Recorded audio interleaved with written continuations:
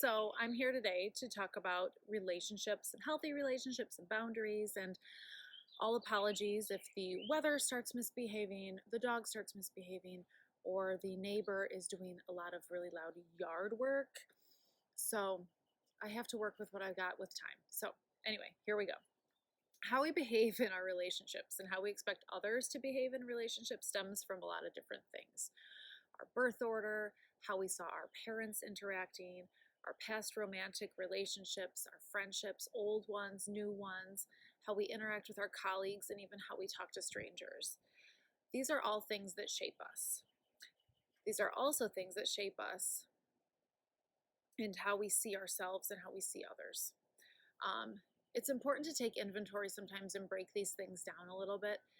And with how accessible, there it is, social media is, it's even more important to recognize what a true friend is versus an acquaintance. And we start thinking about like what we post online and what we keep to ourselves or just to our inner circle.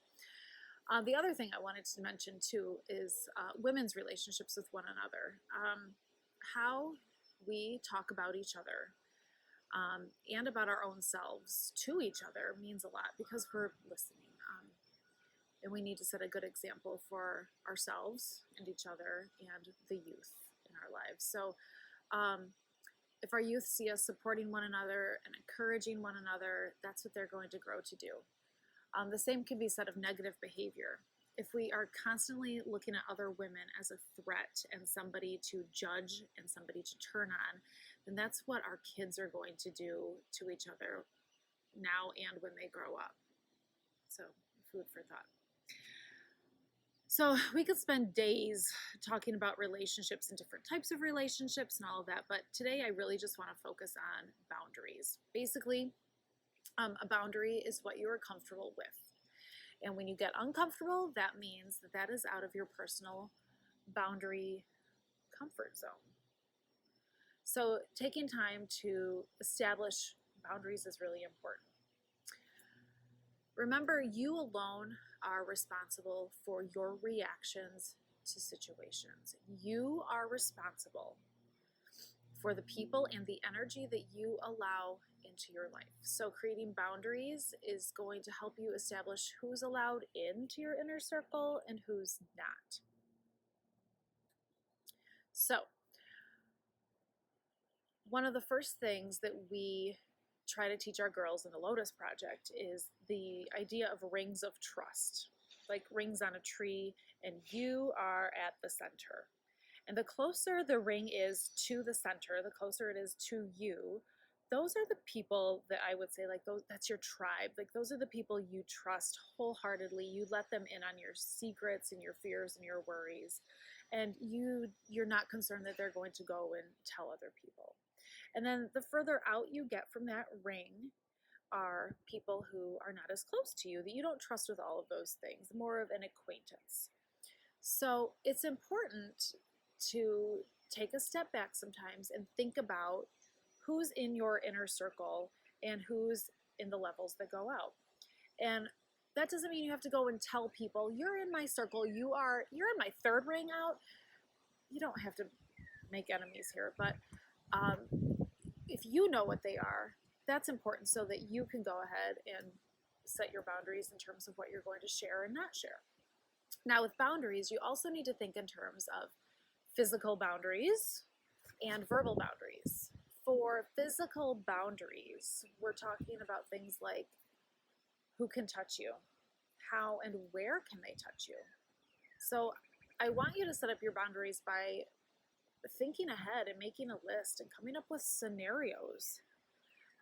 Role play things out in your head a little bit.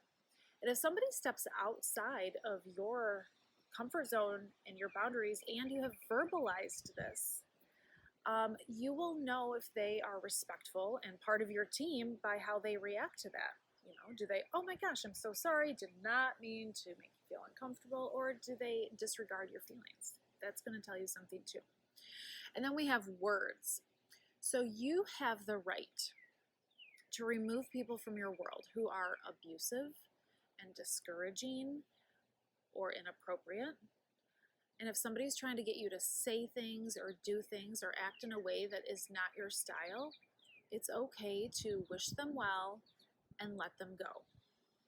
It's also okay to have a conversation about it and let them know where you stand. But drifting apart purposefully on your end is okay. That doesn't mean you're mean or rude. It just means you've gone in different directions. That's okay.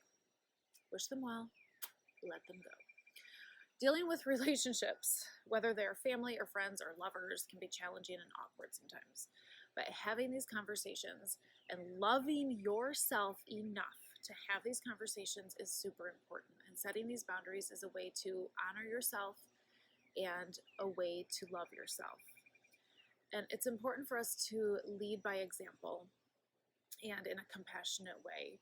If we are treating ourselves kindly and we are setting boundaries of what is and what is not acceptable, our kids are going to start picking up on that, and they are going to be better off by the example that you set as well. So how we allow people to treat us and how we treat others isn't just affecting our hearts and minds, but it's affecting our kids too. So the better we can work through this together now, the better off the next generation is going to be too. I think the lawn care has stopped behind me, so I hope you could hear all of this because I think it was pretty good. Have a great day.